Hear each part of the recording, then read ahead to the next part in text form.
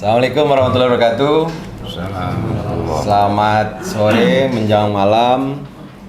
Pasca sholat azan maghrib kami mulai konferensi pers NCW pada kawan-kawan pengamat dan para pemirsa di media sosial live streamingnya NCW.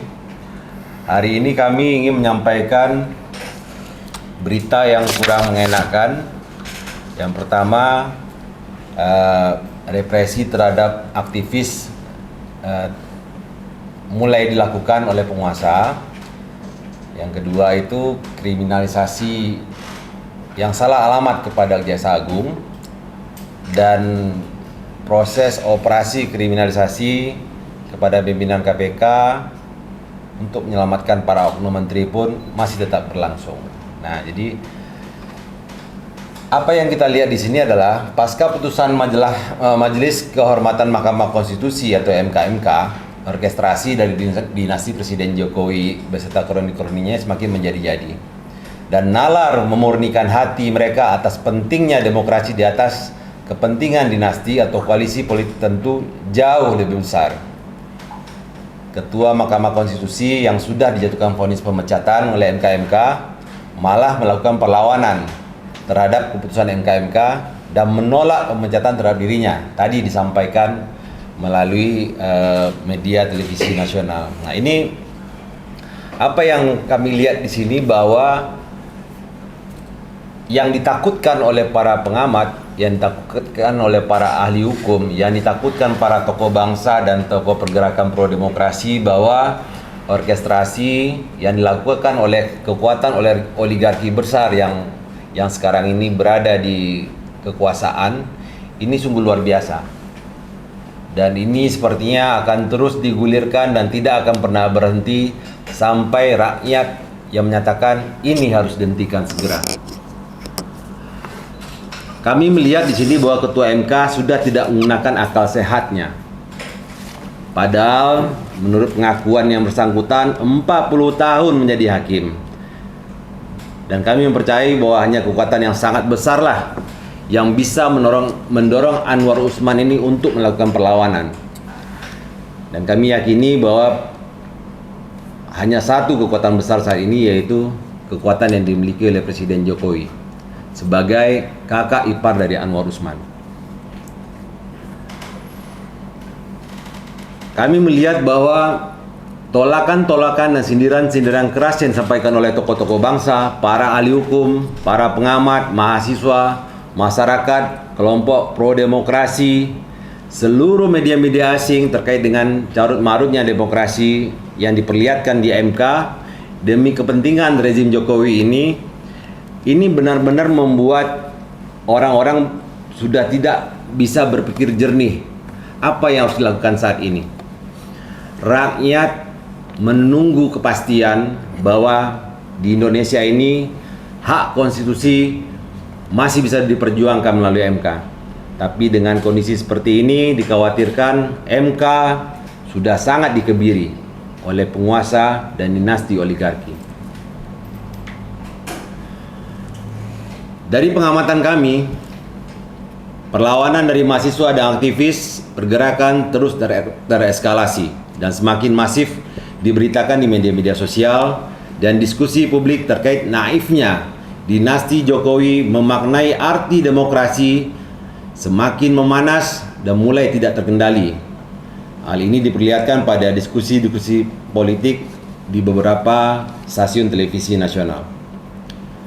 Tolakan terhadap pelanggengan kekuasaan dinasti Jokowi menggema hampir di seluruh pelosok negeri, terutama di kota-kota besar di Indonesia. Dan ini perlu diwaspadai, bahwa jika dinasti oligarki ini tidak berhenti melakukan aktivitas mencederai demokrasi, maka hanya satu perlawanan, yaitu jatuhkan oligarki. Negara kita tidak dalam kondisi baik-baik saja. Kondisi ini hampir mirip dengan masa Orde Baru, di mana orang-orang mulai direpresi pada saat menyampaikan aspirasi. Bahkan baru-baru saja adik kita, seorang ketua Badan Eksekutif Mahasiswa Universitas Indonesia atau BEM UI direpresi oleh oknum TNI Polri melalui orang tuanya. Kelakuan oknum TNI dan Polri ini mengingatkan kita kembali betapa zolimnya penguasa di masa perjuangan reformasi. Dan kami berharap Pak Kapolri, Panglima TNI, usut siapa oknum-oknum yang mendatangi orang tua dari Ketua BEM UI ini. Kami mencermati dari jauh dan kami akan selalu mengawasi setiap gerak-gerik adanya oknum-oknum TNI Polri yang merepresi para aktivis karena kami juga bagian dari aktivis pergerakan. Rakyat yang selama ini berharap kepada politisi yang mengaku mantan aktivis reformasi 98 untuk bisa menyadarkan Jokowi atas kekuasaan yang berlebihan saat ini. Tapi para politisi ini malah terlihat jelas telah terkooptasi rezim dinasti Jokowi dengan lantang berorasi pada diskusi publik bahwa dinasti politik Jokowi suatu hal yang wajar dan biasa terjadi di negara-negara menganut paham demokrasi. Nah, ini seperti orang berbohong berkali-kali dan akhirnya akan terbentuk opini atau persepsi di pikiran orang lain, terutama berusaha memainkan psikologis rakyat Indonesia seolah-olah kebenaran itu hanya apa yang disampaikan oleh kawan-kawan ini. Kami kembali mengkritisi kawan-kawan para politisi aktivis 98 yang dikatakan sebagai bagian dari reformis. Jangan lakukan penggalangan opini atau framing bahwa politik dinasti itu adalah hal yang biasa dan biasa terjadi di negara demokrasi. Politik dinasti terjadi jika tidak mencederai sistem demokrasi, jika tidak mencederai konstitusi. Semua politik dinasti di negara-negara yang berpaham demokrasi dilakukan dengan cara suksesi. Cara ini lebih bermartabat dan elegan dibandingkan memaksakan kehendak dari satu keluarga atau dua keluarga yang ingin merasakan kekuasaan dua periode berikutnya.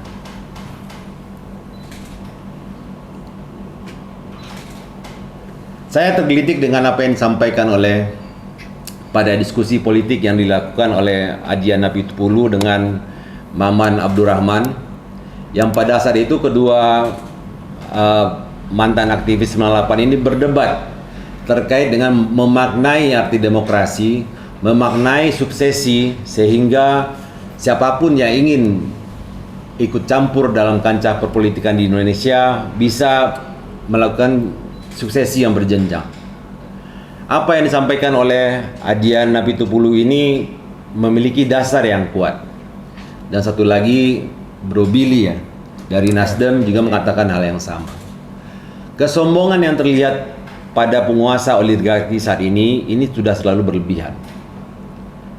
Dan rasanya sudah perlu kita mengingatkan dengan cara yang lebih tegas, dengan cara yang lebih keras, bahwa pemerintahan Presiden Jokowi saat ini sudah keluar dari nawacita yang digadang-gadangkan akan membawa Indonesia menjadi Indonesia emas tahun 2045.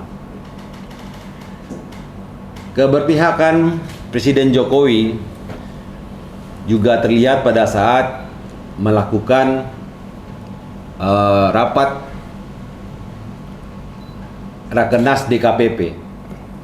Kemudian keberpihakan Presiden Jokowi juga terlihat pada saat acara LDII dengan menyebutkan bahwa yang tegas itu pemimpin yang dipilih itu adalah pemimpin yang tegas. Seperti yang diperlihatkan oleh Prabowo Subianto dengan gaya silatnya itu. Ini menurut kami suatu tendensi keberpihakan seorang Presiden Jokowi kepada salah seorang calon presiden di koalisi yang mendukung juga putra sulungnya Gibran Rakabuming Raka menjadi calon wakil presiden. Netralitas yang diharapkan oleh rakyat Indonesia Netralitas yang disampaikan oleh Jokowi akan bersikap netral pada saat Pilpres dan Pileg nanti, kami melihat dari sikap beliau masih jauh panggang dari api. Inkonsistensi ini Pak Jokowi, menurut kami harus Bapak perbaiki. Sebagai Presiden RI, Bapak merupakan panutan dari seluruh rakyat Indonesia. Jika Bapak berdusta, maka ribuan dusta akan terjadi berikutnya. Apapun yang Jokowi sampaikan, rakyat Indonesia akan mengamini. Tapi untuk kali ini Pak Jokowi, jika Bapak terus melakukan orkestrasi melalui pembantu-pembantu Bapak sampai ke lini-lini terbawah di grassroots yang mengatakan bahwa yang meneruskan program Jokowi adalah Prabowo Subianto dan Gibran Rakabuming Raka, artinya Pak Jokowi tidak netral. Dan ini patut kami pertanyakan, patut kami ungkapkan ke seluruh rakyat Indonesia bahwa netralitas yang Bapak sampaikan itu hanya omongan belaka. Yang lebih membuat kami ini merasa sebagai LSM atau NGO anti rasuah kecewa dengan kondisi saat ini adalah bagaimana caranya kekuasaan sekarang itu dilanggengkan. Dan ini tidak hanya seperti yang kami sampaikan tadi, represi pada aktivis pergerakan dan mahasiswa, kriminalisasi kepada penegak hukum juga terus terjadi. Dan ini semakin menjadi-jadi dan terkonsolidasi. Ada apa ini Pak Jokowi? Belum selesai upaya kriminalisasi pimpinan KPK Firly Bahuri dengan tuduhan melakukan pemerasan kepada mantan Menteri Pertanian Syahrul Yassin Limpo, beredar lagi upaya kriminalisasi kepada Jaksa Agung ST Burhanuddin dengan menyerang ranah pribadi yang bersangkutan. Upaya kriminalisasi disinyalir karena Jaksa Agung berencana, ini dari informasi yang kami dapat, akan meningkatkan status tersangka terduga korupsi oknum menteri yang berinisial AH dan DA yang merupakan ketua umum salah satu partai koalisi Indonesia Maju dan satunya lagi adalah pengurus partai pada koalisi Indonesia Maju, dikarenakan sudah cukup alat bukti dan saksi. Janganlah dikriminalisasi aparat penegak hukum Bapak sendiri. Sampai saya berpikir, apa segitu takutnya penguasa oligarki ini? Kemarin ada Pak Lurah diinfokan tidak memberikan izin kepada pimpinan KPK untuk melakukan penindakan kepada oknum menteri ini juga. Sekarang jaksa yang dikriminalisasi. Pak Jokowi, tolong hentikan ini segera. Karena Bapak sebagai penguasa tertinggi dan Panglima Angkatan Bersenjata Republik Indonesia bisa melakukan itu jika Bapak berniat untuk melaksanakan ini.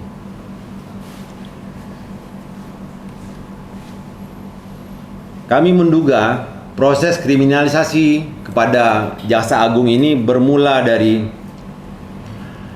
oknum Menteri AH yang terlibat skandal kasus korupsi CPO dan produk turunannya, impor handphone ilegal dengan tersangka PS Store, dan dugaan menerima suap kasus BTS 4G melalui oknum Menteri DA yang uangnya sudah dikembalikan sesuai dengan yang disampaikan saksi pada persidangan tersangka Johnny G. Plate yang sudah divonis 15 tahun penjara oleh Pengadilan Negeri Jakarta Selatan hari ini.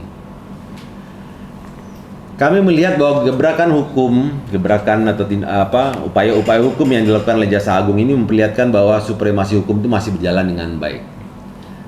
Tapi dengan melihat proses kriminalisasi yang saat ini dilakukan sehingga menghentikan kreativitas dan inovasi penegakan hukum yang tidak tebang pilih yang dilakukan oleh saudara JA ini memperlihatkan bahwa sebegitu korupnya pemerintahan saat ini. Tuduhan ini mungkin tidak sekonyong-konyong kami layangkan, karena beberapa dugaan korupsi yang menyangkut menteri-menteri di kabinet Indonesia Maju saat ini tidak satu pun yang sampai ke pengadilan. Sebutlah beberapa menteri yang pernah Ence sebutkan atau Ence ungkapkan terduga melakukan korupsi seperti PS, BL, AH, DA, dan ET.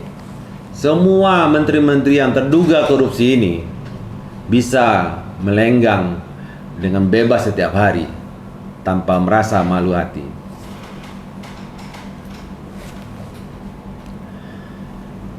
Ini perlu kami jelaskan kenapa kami melakukan konferensi pers malam ini, karena proses kriminalisasi ini sama bentuknya dengan operasi yang dilakukan pada saat kriminalisasi terhadap pimpinan KPK, di mana Jaksa Agung dituduh menerima sejumlah uang dari artis berinisial CE melalui seseorang yang berinisial AS, dan itu sudah dibantah oleh CE karena tidak ada terjadi transaksi uang diberikan oleh CE kepada Jaksa Agung.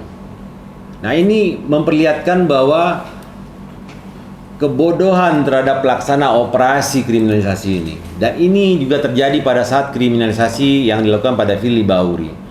Walaupun di media-media dan di TV nasional diperlihatkan bagaimana sistematika yang dilakukan, proses penyidikan sehingga pemeriksaan paksa ke rumah Firly Bahuri dilakukan, dan upaya-upaya penciptaan pembentukan opini yang dilakukan oleh saudara seperguruan kami, Bonyamin, siapa namanya?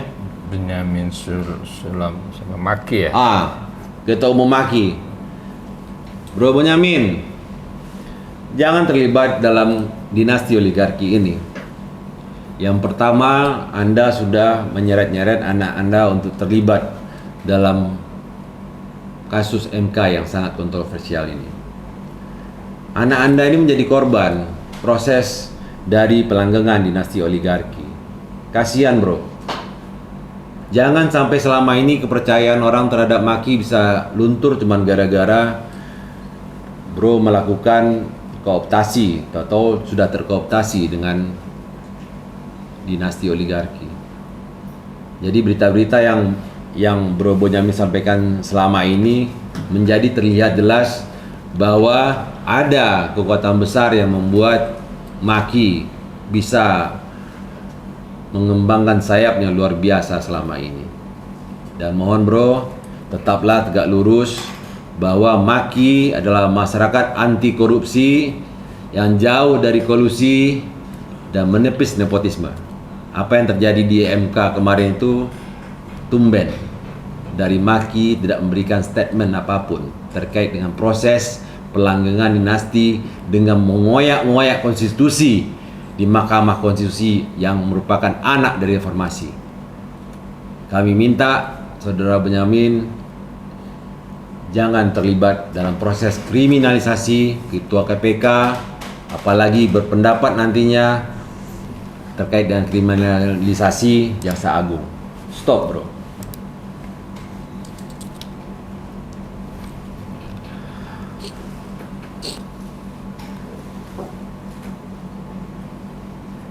Ini merupakan suatu kemunduran.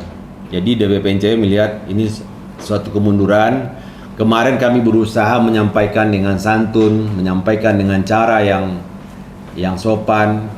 Informasi yang kami terima, kenapa kami katakan Jokowi tidak hanya melakukan dugaan kolusi dan nepotisme, malah sudah mengarah ke korupsi karena menjegal konstitusi. Jadi informasi yang kami terima, dan ini pun sudah dijadikan beberapa diskusi di media sosial atau di diskusi di TV nasional, bahwa diduga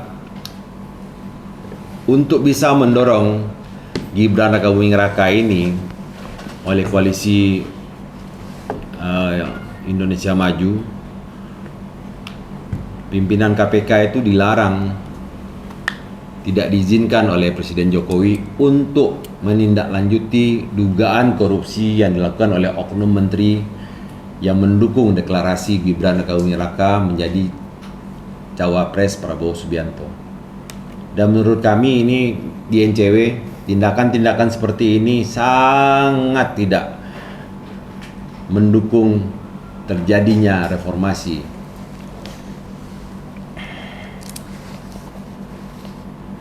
Kami khawatir praktek tebang pilihnya Pak Lurah ini bisa menghancurkan supremasi hukum yang sudah mulai membaik, dan operasi kriminalisasi ini harus segera dihentikan karena rakyat sudah muak dengan orkestrasi yang diperlihatkan di MK, penolakan Anwar Usman dipecat sebagai ketua MK, sekarang ditambah lagi represi terhadap mahasiswa, kriminalisasi terhadap Jaksa Agung. Terus apa lagi berikutnya Pak Jokowi? Jika ingin capres dan cawapres yang Pak Jokowi dorong untuk menjadi pengganti atau suksesi 2024-2029, lakukanlah dengan cara-cara yang sangat elegan. Lakukanlah dengan cara-cara yang sangat bermartabat dan tidak merusak marwah Bapak sebagai Presiden Republik Indonesia, sebagai Panglima tertinggi Angkatan Bersenjata Republik Indonesia. Dan kami juga meminta kepada Kapolri untuk bisa selalu mengayomi masyarakat Indonesia, menjadi pengaman dan menjaga kondusivitas pesta demokrasi nantinya tahun 2024 pada Panglima TNI, baik Panglima TNI yang saat ini yang masih menjabat Jenderal Laksamana Yudo Margono, dan nantinya yang kabarnya akan menjabat menggantikan yaitu Jenderal TNI Agus Subianto. Rakyat ini adalah nyawa bagi TNI. Jadi TNI tanpa rakyat akan mati. Karena siapapun yang berada saat ini prajurit TNI adalah bagian dari kami, rakyat yang mendukung NKRI. Tolong jaga kami dan pahami arti demokrasi bagi kami rakyat Indonesia. Pesan saya kepada pimpinan KPK, kami dari DPP NCW, Pak Firly, Anda tidak perlu takut, hadapi hukum. Bapak mengetahui banyak hal. Jika seandainya Bapak dikriminalisasi, sudah saatnya Pak Firly buka kotak Pandoranya. Jangan takut Pak. Rakyat akan mendukung Bapak jika Bapak berada di atas kebenaran. Dan jikapun Bapak salah, akui kesalahan, karena itulah gaya seorang negarawan yang sejati. Kepada adik-adik mahasiswa, kawan-kawan pergerakan pro demokrasi, kami di NCW tidak akan henti-henti memberikan semangat pada kawan-kawan semua. Bagi adik-adik mahasiswa, kawan-kawan, elemen pergerakan, baik OKP atau organisasi mahasiswa lainnya yang mendukung pergerakan demokrasi, yang membela demokrasi dan tidak ingin negara ini jatuh ke tangan oligarki, lakukanlah pergerakan, lakukanlah konsolidasi, lakukanlah orasi-orasi, perlihatkanlah betapa pentingnya arti demokrasi dengan demonstrasi. Tapi ingat, jangan pernah terpancing untuk melakukan anarki, karena biasanya setiap demonstrasi akan ditunggangi oleh orang-orang dengan tindakan-tindakan anarki, dan ini akan merugikan kita dan akan menghancurkan kembali perekonomian NKRI. Kami berharap berhentilah, hai para penguasa oligarki. Indonesia ini akan terus berdiri, ada atau tidak ada engkau penguasa oligarki. Dan kami berharap jangan lagi lah hal ini seperti ini terjadi. Ada tambahan? Langsung tanya jawab aja mungkin Bang. Mungkin saya Bang. Oh iya boleh. Oke, terima kasih untuk pemaparan. Ini boleh diperlihatkan nggak upaya-upaya yang tadi udah lihat kan.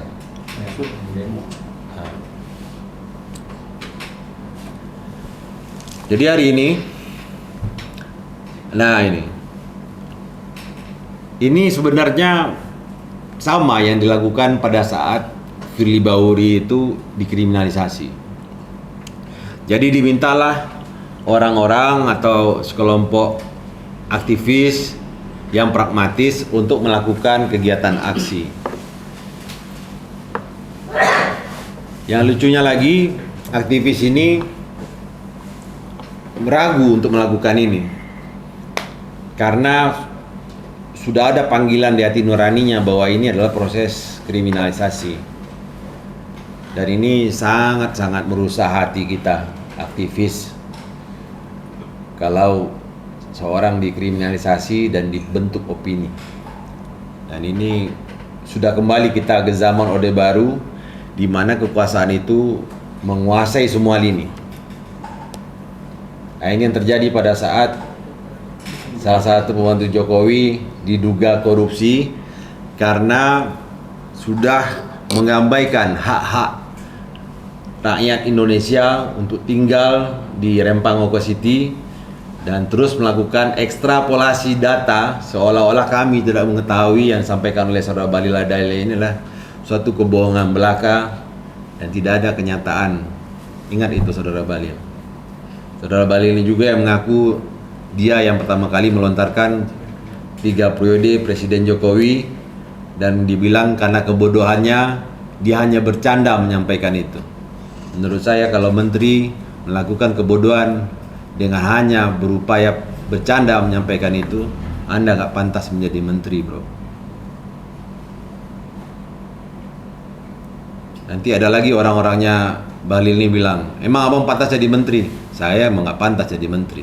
Makanya saya suka mencari menteri yang terduga korupsi, biar sadar diri. Coba di ini lagi. Nah ini hingga saat ini saya minta ke Kapolda Metro Jaya pengaduan atas tindakan premanisme ini. Sampai saat ini izin Jenderal Karyoto, anak buahnya Jenderal, belum menangani kasus ini dengan sebaik-baiknya. Pengaduan dari adik-adik mahasiswa ini, dan jelas itu Jenderal. Itu jelas itu foto-fotonya orang-orang yang melakukan premanisme terhadap para aktivis. Sampai saat ini belum ditangkap. Dan orangnya masih ada itu keliling-keliling di seputarnya Balil Ladaile.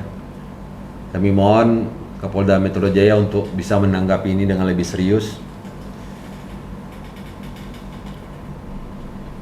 Nah ini satu lagi nih, pada saat melakukan orasi, Oknum polisi. dilakukan oleh oknum polisi ini kepada kader apa tuh? GMNI. GMNI ya. Jakarta Pusat. Oh, ini pada saat di Patung Kuda kemarin.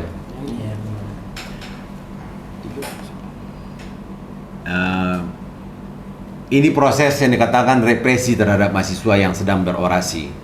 Artinya demokrasi pun sekarang udah dibungkam mati. Dan ini menurut saya apa yang dilakukan oleh rezim Jokowi ini, mohon maaf Pak Jokowi, saya sampaikan sebagai rezim Bapak ini sudah jauh daripada cita-cita luhur yang Pak Jokowi sampaikan, yang mengatakan bahwa saya ini wong deso, wong cilik yang punya cita-cita tinggi, dan akhirnya pada saat ini dipercaya oleh rakyat Indonesia menjadi Presiden RI. Tapi apa yang Bapak lakukan? Bapak melakukan apa yang dilakukan oleh penguasa Orde Baru. Dan ini sangat menyakitkan Pak Jokowi. Mungkin buzzer-buzzer Pak Jokowi akan menyerang kami setelah ini. Karena ucapan kami ini terbukti dan selalu dicari-cari oleh masyarakat Indonesia. Pak Jokowi, menjadi negarawan itu bukan berarti harus berkuasa sampai mati.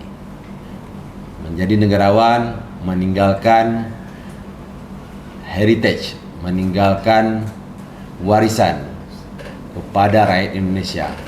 Sebaik-baiknya negarawan adalah negarawan yang pada masa jabatannya berakhir meninggalkan cerita, meninggalkan harta yang berharga bagi rakyat Indonesia. bukan meninggalkan derita dan nestapa bagi rakyatnya. Ya, ada yang sampaikan Bung Diriko? Mungkin dari Alfred dulu lah soal represitas dari aparat keamanan yang dialami sama Alfred dan kawan-kawan. Oh, Bung Alfred kemarin ini? Iya. Iya. Baik. Ya, Terima kasih. disampaikan aja.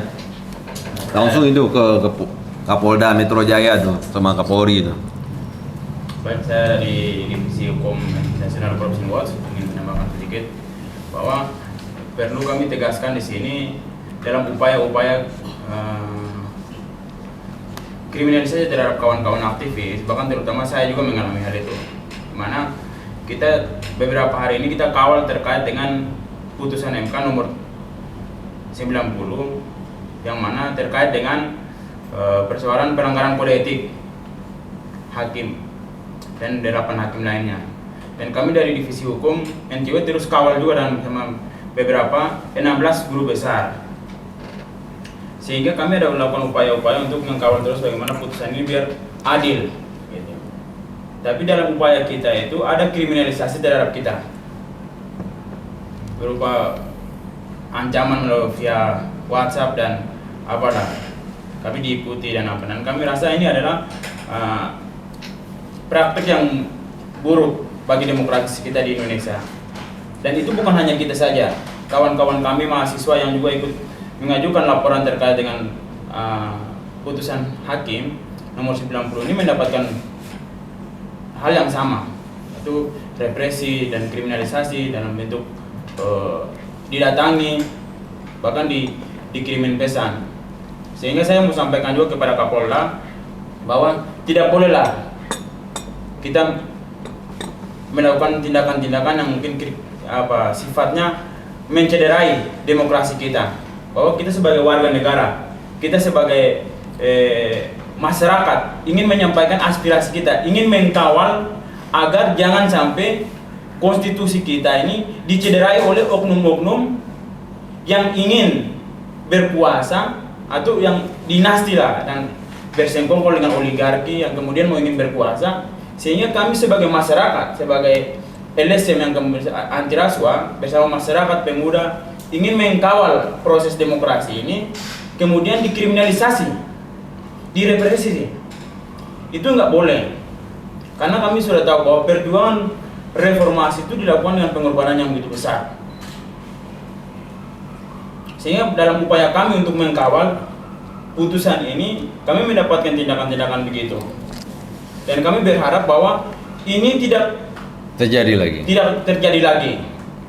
Dan kami mau sampaikan bahwasanya tindakan-tindakan kriminalisasi dan represi terhadap kita ini tidak akan membuat semangat kita hilang. Tapi ini akan membuka semangat kami untuk terus mengkawal agar negara kita ini, demokrasi kita itu memang berjalan sesuai dengan semangat reformasi itu sendiri.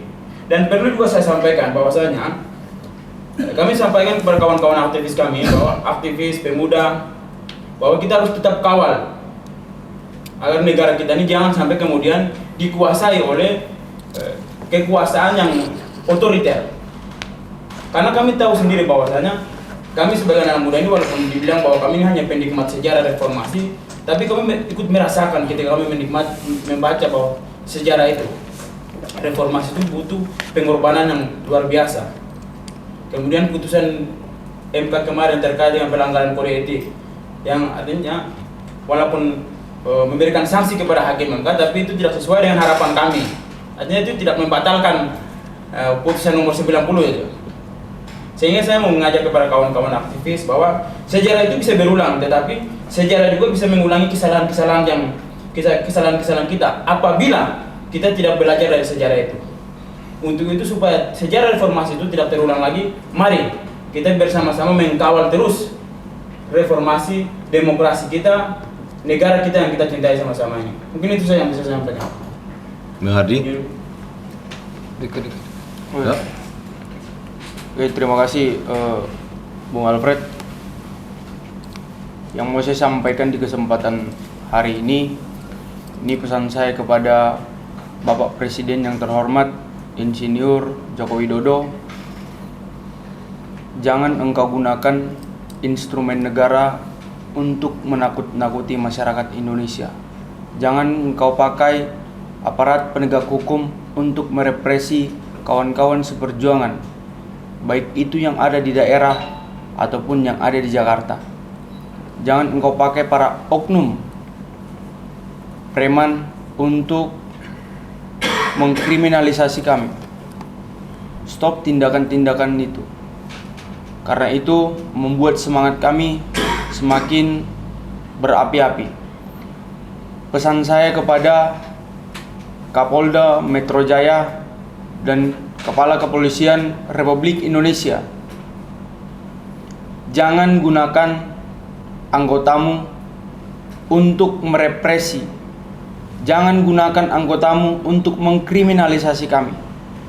Stop tindakan-tindakan pengkriminalisasian, pengkerdilan demokrasi, pengkebirian undang-undang, pengkebirian demokrasi. Jangan jadikan kami sebagai buronan politik. Jangan jadikan kami sebagai permintaan buronan politik, oligarki dan penguasa.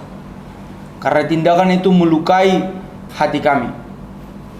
Pesan saya kepada calon penguasa yang telah terbukti beberapa bulan lalu merepresi kawan-kawan mahasiswa, mengkriminalisasi kawan-kawan mahasiswa dengan memakai aparat penegak hukum untuk mengkriminalisasi kami. Kemudian hal apa dan tindakan apa yang dilakukan oleh aparat penegak hukum?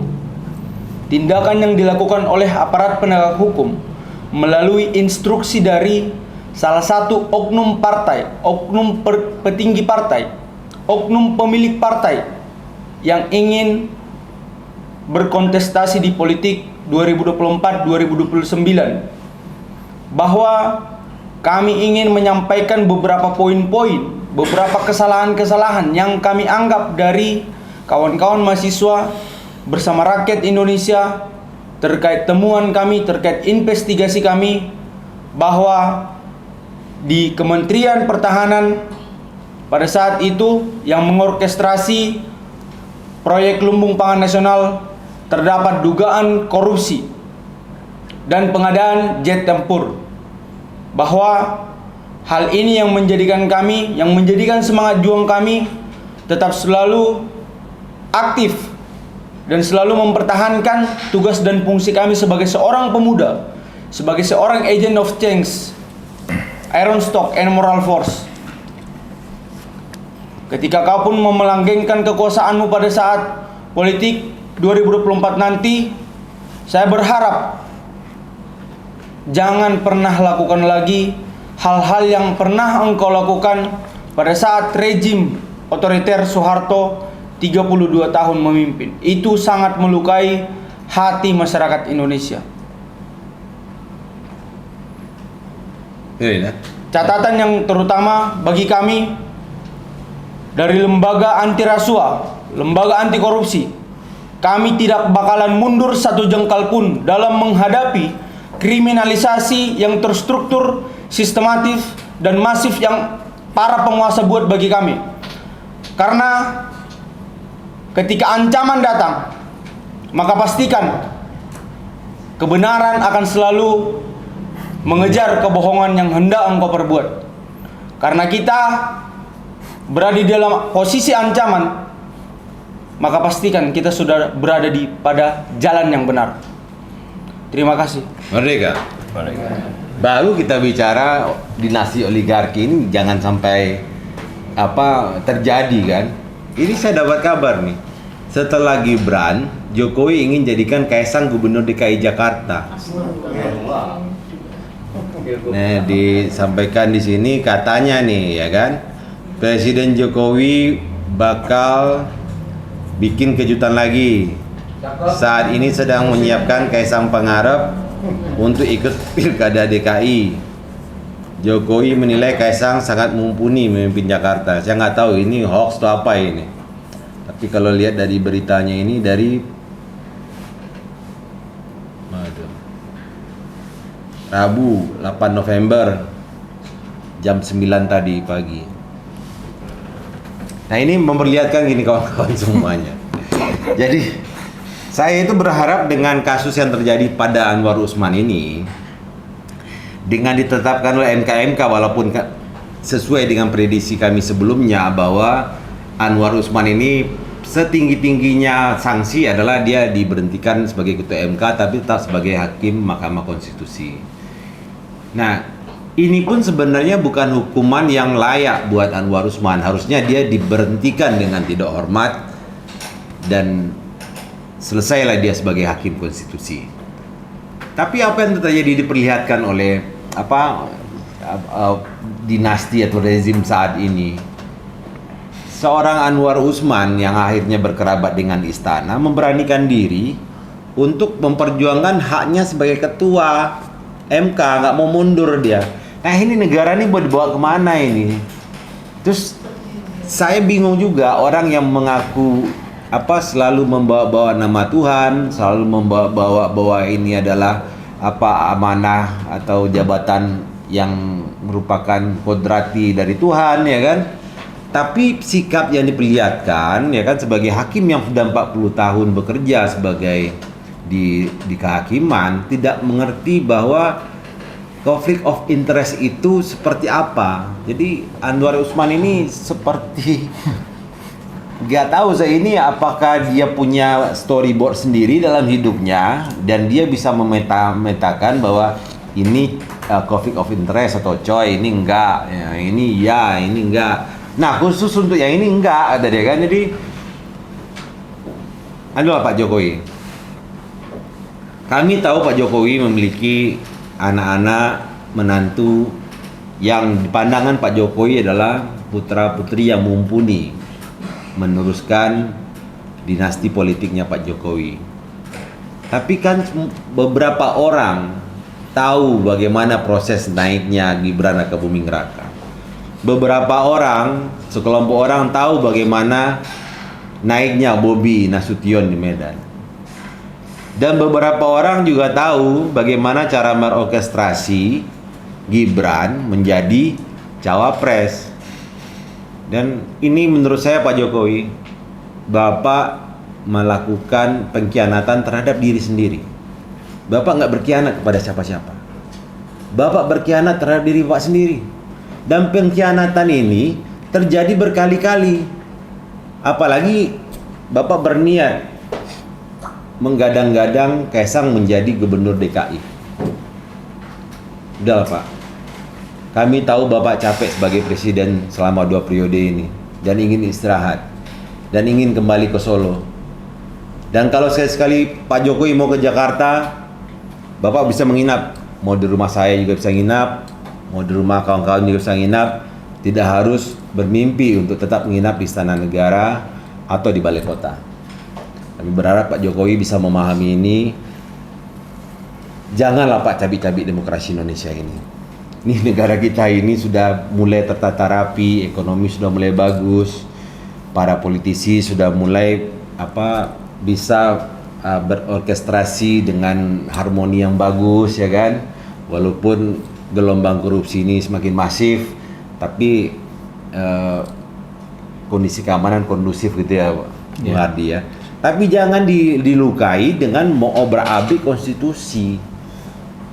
Ditambah lagi framing, pembentukan opini bahwa dinasti politik itu hal yang biasa. Sadarlah kau sahabatku Fahri Hamzah, mungkin kita tidak bersahabat, kawan Fahri, karena kita sama-sama aktivis. Kawan Fahri, mana jiwa pejuangmu sebagai aktivis 98, reformis, saat ini membela rezim Jokowi yang katanya dulu saya sangat benci dengan program-program dan janji-janji manis Jokowi. Sekarang mana bro? Nah, ini menurut saya udah keterlaluan sekali. Banyak yang bertanya sama kami, barusan juga ada yang bertanya, apakah NCW mempunyai orientasi politik? Tidak. NCW tidak memiliki orientasi politik kemana-mana. Boleh dilihat dari posting-postingan kami tidak mendukung satu paslon pun untuk menjadi presiden 2024-2029. Karena kami NGO yang berpartisipasi dalam mencegah, menangkal terjadinya tindak pidana korupsi, kolusi dan nepotisme. Kalaupun kami memperlihatkan sindiran-sindiran yang satir itu, karena kami muak dengan kondisi saat ini. Kami sudah muak dengan perbuatan dari dinasti oligarki ini yang perlihatkan setiap hari. Apa yang dipertontonkan Anwar Usman tadi menurut saya itu kebodohan sebagai seorang hakim konstitusi yang menolak diberhentikan sebagai ketua MK oleh MK. Kemarin mengatakan bahwa apapun keputusan kami akan siap menerimanya. Ini udah diputuskan, ya Anda terimalah. Jangan bodohi lagi rakyat Indonesia dengan mengatasnamakan Tuhan. Jangan pertahankan jabatan itu karena dibilang tuh amanah sama Tuhan. Amanah itu sudah diberikan ke MK untuk keputusan Anda, Anwar Usman. Anda diberhentikan, terima dengan lapang dada. Banyak orang lain di luar sana juga diberhentikan dan menerima juga dengan lapang dada. Kenapa Anda gak mau menerima diberhentikan sebagai ketua MK? Seolah-olah jabatan itu akan Anda duduki sampai Anda mati. Jangan. Stoplah Pak. Bapak terlihat baik. Muka Bapak seperti malaikat. Jangan sampai nanti kami berpikir Bapak ini lebih laknat dibandingkan penjahat. Ada yang mau tanyain? Tanya saya Pak Ah. Ketua. Ini terkait tadi demonstrasi yang saya lihat di layar. Ya. Ya, itu tadi kan juga ada preman itu bolak-balik, Ya. kan yang dikatakan sama Pak Ketua. Sejauh ini selama mahasiswa melakukan aksi ini, termasuk yang preman itu, sudahkah dikawal untuk pelaporannya? Ya sudah.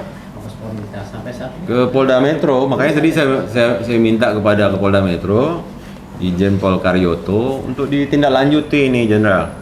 Karena kalau ini tidak ditindaklanjuti, preman-preman ini akan selalu berada melindungi Bahlil Lahadalia. Karena ini oknum-oknum yang biasa lah, mereka juga mencari makan. Kita tidak menyalahkan itu juga. Mereka cari makan dengan apa yang mereka miliki, ya tulang 24 karat inilah mereka miliki. Tapi nggak boleh juga gitu loh. Aktivis-aktivis adik-adik kita ini, kawan-kawan perjuangan parlementer jalanan ini dipukuli gitu loh. Dicabik-cabik bajunya, lihat tuh bengkak-bengkak merah mukanya itu. Nah ini saya nggak tahu. Saksi ada, bukti ada, rekaman video ada, tapi pelaku tetap berkeliaran. Nah ini kan aneh namanya. Padahal kalau tindakan pemukulan seperti itu, penganiayaan kan, apalagi penganiayaan berat, coba ada yang luka parah nggak pada saat dipukuli di BKPM itu? Tuh, ini kalau benar-benar disangkakan pasalnya penganiayaan kan? Jangan salah, penganiayaan ini lebih berat hukumnya dibandingkan orang menipu loh. Jadi hukum itu bertindak sesuai dengan kehendak. Jadi bukan bertindak karena fakta. Apa yang terjadi ini terjadi lagi. Nah, coba yang ini sampai sekarang nggak ada tindak lanjutnya. Kasih Ini- waktu nggak Pak Ketua sampai kapan ini? Ini udah lama sekali waktunya. Kasus Hah? laporan yang di Polda yang ini belum ditangkap juga. Kalau yang ini sudah dibebaskan. Bukan yang ini. Yang ini belum ditindaklanjuti. Hingga saat ini belum ditindaklanjuti. Dan kita udah 2 kali mendorong supaya Kapolda Metro Jaya segera menindaklanjuti laporan pengaduan dari masyarakat. Ini laporan orang loh Pak Kapolda. Ini adik-adik mahasiswa ini kan berusaha mereka memperlihatkan bahwa mereka peduli sama rakyat Indonesia. Mereka berorasi, ya kan? Mereka melakukan demonstrasi, artinya menyampaikan opini kritisi kepada Bahlil Lahadalia sebagai Menteri Investasi, berharap apa yang terjadi di Rempang Eco City itu jangan terjadi lagi itu loh. Rakyat sudah beratus tahun, berpuluh tahun tinggal di sana, direlokasi tanpa ada kepastian mereka pindah bagaimana. Tapi saya cukup mengapresiasi begitu kami meminta pada saat itu terkait dengan Rempang Eco City jangan dipaksakan sebelum pesta demokrasi, walaupun saudara Bali Lahadalia ini tetap memaksa orang-orang pindah dengan memberikan informasi data palsu. Yang pindah baru 50 keluarga, dia bilang 500 kepala keluarga. Memang kadang-kadang kiding-kiding Bali ini. Jadi gitu, Ada lagi? Bro Ketum. Wah. Gimana Bang? Nah ini paling enak nih kalau. Topiknya sangat menarik nih, sesuai dengan kondisi saat ini ya. Iya. Menyebut tentang represi terhadap aktivis ya. Iya. Khususnya kriminalisasi terhadap Jaksa Agung dan pimpinan Iya. KPK. Iya. Jadi apakah menurut analisa NCW ini Jaksa Agung dan pimpinan KPK ini sudah disandera ya oleh oligarki saat ini, sama seperti menteri-menteri sekarang, yang 5 menteri yang sering NCW seperti itu, sehingga mereka manggut-manggut terus. Dan KPK serta Jaksa Agung sudah apalagi kemarin-kemarin kan sempat panggil-panggil tuh, menteri ini panggil sudah dinyatakan sebagai penerima suap, tapi akhirnya belum back lagi kan gitu kan.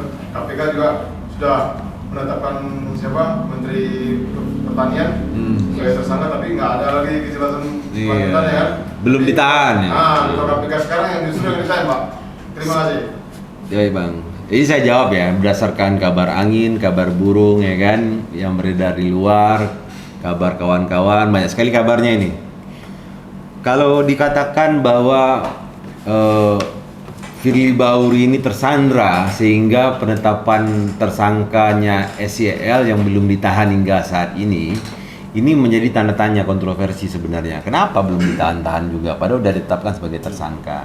Nah, sampai ada dugaan ini terjadi sandra menyandra dan transaksional antara KPK dengan terduga korupsi ya. Nah, proses ini masih terjadi, yang satu orkestrasi di politik ya kan untuk suksesi anak ponakan, yang di sisi lain jika seandainya apa yang sudah berada di ranah penegakan hukum, apa yang udah ada di KPK, apa yang udah di Kejaksaan Agung, jika tidak dihentikan ini kan akan naik-naik terus kan, bisa dari P19 bisa P21 dia kalau kata teman-teman di sana kan. Nah, kenapa Jaksa Agung ini dilakukan kriminalisasi? Menurut saya ini agak sedikit keterlaluan. Ada orang yang seolah-olah ya kan meminta kepada CE ini supaya mengaku menerima uang sebesar berapa Bung Hardi? 3 miliar. Sebesar 3 miliar untuk Jaksa Agung. Dilalah CE ini nggak mau melakukan itu karena dia bilang enggak, saya nggak mau kata dia kan, dan mengaku nggak ada melakukan hubungan apa-apa dengan Jaksa Agung. Dan pembicaraan di WhatsApp itulah yang dikemukakan bahwa saudara JA ini meminta sejumlah uang untuk kasus Mandiodo yang melibatkan Antam. Kalau saya ini kejar Pak Jaya, kejar itu yang WA itu, yang melibatkan saudari AS dan melibatkan oknum lainnya, kejar itu sampai dapat itu. Jangan berhenti Jaksa Agung. Kami siap turun ke jalan. Kami masyarakat siap membela. Apa yang Anda lakukan saat ini adalah hal yang paling benar. Berantas itu korupsi. 5 orang oknum menteri ini, jika cukup bukti dan saksi sesuai dengan dugaan kami, tingkatkan statusnya Pak Jaya. Gak usah takut Pak Jaya. Jangan nanti dikait-kaitkan karena hubungan politik ya kan, karena merupakan jabatan politik. Kapan waktunya Jaksa Agung bisa diganti. Kami juga menerima barusan bocoran bahwa Jaksa Agung akan segera diganti. Kabarnya calonnya adalah, saya baca lagi nih ya, kadang-kadang berita langit ini harus kita baca terus.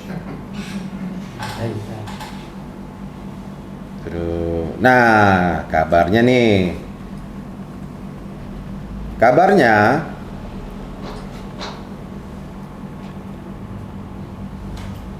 iparnya Dasko. Kabarnya. Ini kan ini kabarnya. Diduga berita ini benar, tapi kalau nggak benar, ya minimal namanya iparnya Terkenal. Dasko ini naik dulu kan. Tapi ini diduga ya kan. Diduga apa saudara Dasko ini yang kadang-kadang bahasanya sama aktivis nggak enak kali itu. Hati-hati itu Bang. Kekuasaan itu tidak selalu ada di tangan. Gak usah abang ancam-ancam orang dengan bahasa-bahasa. Saya punya salah satu rekaman dari saudara Dasko ini yang mengancam mahasiswa dengan bahasa yang nggak paten lah kalau bahasa kita di Sumatera ini. Jadi hati-hati Bang Dasko. Saya respect selama ini sama abang dan tidak ingin ikut campur urusan abang karena saya pikir abang cukup baiklah selama ini. Tapi jangan lakukan represi kepada para mahasiswa karena kami selalu melihat dan memonitornya. Pantasan minta wartawan. Hmm. Dasko juga nggak mau. Jadi ketemu sama Dasko.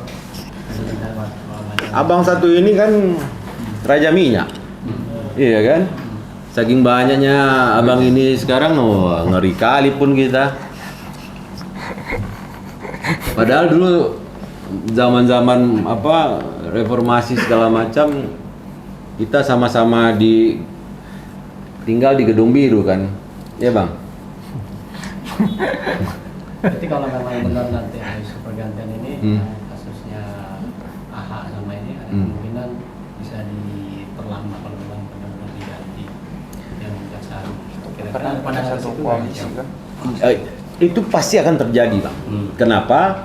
Karena para terduga korupsi ini berada di satu koalisi seperti yang kami sampaikan itu kan. Kalau seandainya Jaksa Agung atau pimpinan KPK menaikkan status ini menjadi tersangka semuanya, bisa jadi koalisi ini bubar. Nah, alasannya Pak Lurah pada saat itu katanya karena pesta demokrasi ini mau berlangsung, nanti akan bisa bikin gaduh, jangan dulu, nanti setelah Pilpres silahkan. Nah yang lucunya, kenapa penetapan tersangka Johnny G. Plate itu sebelum Pilpres? Kenapa penetapan Syahrul Yassin Limpo itu sebelum Pilpres? Walaupun terjadi perlawanan sekarang kan. Nah yang kita harus fokus gini, yang kita harus fokus adalah besok katanya akan dilakukan sidang pertama MK untuk menyidangkan perkara 141 terkait dengan batas usia minimum capres dan cawapres. Sebenarnya yang paling inti adalah ini, mumpung kita berada di sini adalah kemarin saya dengar yang disampaikan oleh Prof. Jimli ini bahwa yang bisa merubah putusan MK adalah MK itu sendiri. Artinya jika besok itu susunan ketua MK sudah bisa diputuskan, artinya ketua MK dengan jajaran hakim konstitusinya bisa mereview kembali putusan 90. Jadi kalau seandainya dikatakan oleh Prof. Jimli, ini spill ya, menurut saya spillnya ini bagus sekali, bahwa keputusan MK itu hanya bisa dirubah oleh MK itu sendiri. Dan ini ada kok ininya, jejak digital yang mengatakan seperti itu. Jadi ayolah para hakim Mahkamah Konstitusi, tegakkanlah pedang keadilan dan obatilah konstitusi yang sudah terkoyak-koyak oleh Anwar Usman. Kalaupun ada perlawanan oleh saudara Anwar Usman tidak mau diberhentikan jadi ketua MK, mari kita berdoa supaya saudara Anwar Usman ini karena diberikan jabatan oleh Allah yang Maha Kuasa segera dipanggil oleh Yang Maha Kuasa untuk menduduki jabatan yang lain. Gitu ya Bang ya? Pak Ketua, lagi nih Pak, apa yang diharapkan dari Jimmy sebagai ketua MPMK kalau memang nanti ada pemilihan ketua MK supaya tidak lagi dicampuri urusan dari dinasti politik? Karena kan apa yang diharapkan supaya Saya nggak tahu. menjaga ketua MK. Gini, ketua MK ini dia mempertahankan posisi ketua MK itu untuk saat ini ya, karena dia bilang jabatan itu adalah amanah dari Tuhan, maka saya tidak akan mundur, saya pantang mundur. Memperlihatkan bahwa ada yang diperjuangkan yang sangat besar, sehingga nggak mau dia melepaskan jabatan ketua MK itu. Terus kalau dia nggak mau, berdasarkan PMK berapa? 41 yang mengharuskan jika ketua MK ini diberhentikan dalam kurun waktu 2 kali 24 jam harus dipilih penggantinya. Nah, ini kan harusnya 1 kali 24 jam berarti jam 7 sekarang. Berarti besok jam 7 sudah 2 kali 24 jam. Artinya sudah ada ketua MK baru, wakil ketua MK. Ada susunan baru lah. Nah, menurut saya kalau dia melakukan perlawanan, nah ini harus kita kawal nih. Kenapa melakukan perlawanan sesuatu yang sudah diputuskan oleh MK? Nah, ini endorse dari siapa? Ini harus dicermati ini. Terus kalau seandainya dia nggak mau memberikan kursi ketua MK-nya itu, kalau saya sih belikan kursi baru aja. Ya, dia kan nggak mau tuh kursi ketua MK dia itu diambil kan? Tinggal bilang aja, Pak Ketua silakan kursinya dibawa ke ruangan Bapak. Kita ganti kursi yang baru. Ini kok ngoyo itu. Dengan ngototnya ketua MK ini memperlihatkan bahwa ada kekuatan besar dan cara playing victimnya saudara Anwar Usman ini kok saya bisa mengetahui bahwa ini tanda-tanda ya. Ini tanda-tanda penguasa ini sudah seperti tirani. Udah berat ya. Udah berat. Saya berpikir tadi sebagai negarawan sejati karena saya berpikir tadi kita nonton live ya. Saya berpikir Pak Anwar Usman ini mau mundurkan diri tadi. Saya mau salami, mau saya kasih apresiasi tadi itu bahwa Anda sebagai seorang hakim yang sudah bekerja 40 tahun akhirnya sadar diri, menyadari bahwa kesalahan yang dilakukan itu sangat besar. Dan keputusan yang diberikan oleh MK itu masih sangat baik sama Anda, tidak memberhentikan Anda dengan tidak hormat, Anda akan mengundurkan diri. Tapi ternyata Anda pantang mundur, nah iki piye to Pak?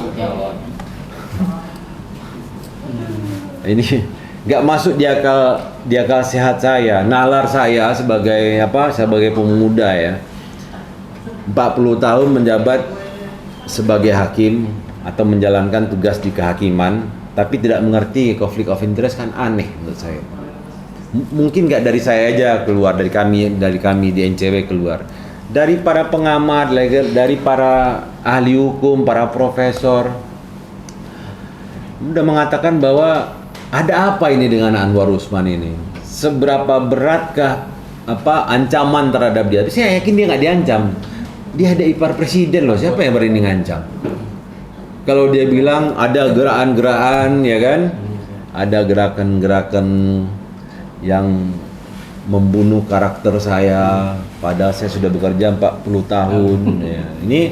Ini memperlihatkan bahwa ada skenario di belakang ini semua. Ada orang yang mengatur orkestrasi ini semua. Jadi saya rasa masyarakat harus mengawal ini. Masyarakat harus mengawal pemilihan ketua MK baru pasca pemecatan Anwar Usman sebagai Ketua Mahkamah Konstitusi. Dan kita berdoa, saya mengajak seluruh rakyat Indonesia berdoa malam ini, semoga Anwar Usman ini terketuk hatinya dan rela ikhlas menerima keputusan MK dan kembali menjadi hanya sebagai hakim Mahkamah Konstitusi.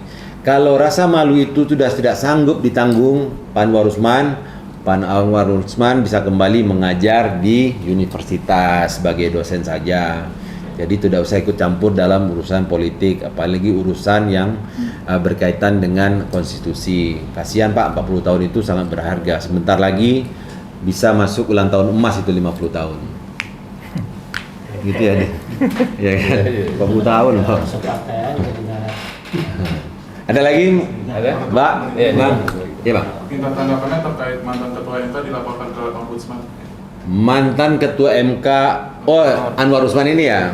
Ya memang seharusnya begitu, karena begini, saya mencermati apa yang disampaikan oleh ketua MK Prof. Jimli ini, bahwa kenapa dia berpikir, walaupun saya tidak puas dengan keputusan itu, kenapa dia berpikir jika seandainya Anwar Usman ini diberhentikan dengan tidak hormat, ya kan, maka masih ada peluang dia untuk melanjutkan ke majelis banding, dan ini akan memakan waktu. Kalau dia diberhentikan sebagai ketua saja dan tetap sebagai majelis, tapi kewenangannya itu dikebiri atau dibatasi, maka berdasarkan PMK 41 itu berapa tuh? Tentu kok. PMK nomor 1. Nah, itu bisa melakukan pemilihan ketua paling lama 2 kali paling cepat paling lama itu dalam waktu 2 kali 24 jam untuk bisa memilih ketua MK yang baru. Saya memahami bagaimana Prof. Jimli ini berada di area 2 garis yang sangat berbahaya. Satu, jika dia ikuti maunya oligarki ini namanya rusak. Satu, jika dia benar-benar ingin mendengarkan 100% keinginan rakyat Indonesia ini, ada yang terancam di sebelah sini, ya kan? Nah ini kan keluarlah bahasa seperti itu. Dan menurut saya Prof. Jimli ini cerdas, walaupun keputusan ini tidak memuaskan kami sebagian rakyat Indonesia, tapi keputusan ini cukup cerdas. Kami harapkan para hakim konstitusi untuk segera menentukan siapa ketua MK pengganti Anwar Usman, dan jikapun pada saat pemilihan itu Anwar Usman kan sudah tidak diberikan hak untuk mengajukan diri atau dipilih sebagai ketua MK, sebaiknya ini saatnya, kalau tidak ingin memberikan suara, ini saatnya untuk jadi silent majority sebagai ex ketua MK. Ada lagi Bang? Satu nih, Ya gimana Bang? Anwar Usman ini kan artinya dicopot kan, karena Ya. kode etik ya. Ya. Kalau kita melihat putusan daripada cawapres itu kan, ada faktornya kan itu. Ya. Tapi saat ini kan putusan itu berjalan. Kendala sisi hukumnya di mana sebenarnya sisi kesalahannya? Nah ini kan disampaikan bahwa keputusan MK itu final dan mengikat. Jadi ya berdasarkan PMK-nya bahwa, nah ini yang kalau berdasarkan dari para profesor-profesor itu jangan tanyakan lagi, bahwa ya sudah berlaku di seluruh Mahkamah Konstitusi di seluruh dunia, bahwa apa yang diputuskan oleh MK itu adalah final dan mengikat. Tapi yang menarik itu adalah pada saat Prof. Jimli menyampaikan bahwa keputusan MK itu hanya bisa dirubah oleh MK itu sendiri. Nah inilah upaya-upaya yang kami ingatkan kepada kawan-kawan, kepada para ahli hukum, para profesor, para teman-teman pergerakan pro-demokrasi. Ini harus dikawal. Apakah putusan 90 itu direview kembali, ya kan? Karena katanya yang bisa merubah itu adalah MK itu sendiri, atau ada gugatan baru. Namun ini pun sudah dikasih underlying bahwa gugatan baru ini akan berlakunya nanti 2029, nggak berlaku 2024. Ini saya nggak tahu ini memainkan, ini masih proses orkestrasi sebenarnya. Kemudian silakan aja gugat, tapi nggak akan berlaku sekarang, berlakunya 2029. Tapi jika memang komposisi yang baru Mahkamah Konstitusi ini bisa menggugat putusan MK 90, nah disinilah perjuangan yang dilakukan. Nah ini mungkin tidak banyak rakyat Indonesia tahu bahwa setelah keputusan keputusan 90 itu dikeluarkan oleh MK, dan kemarin itu sudah MK kabarnya menurut cerita angin yang beredar, ya kan, cerita burung, tapi sudah sampai kemana-mana. Komisi 2 itu tanpa ada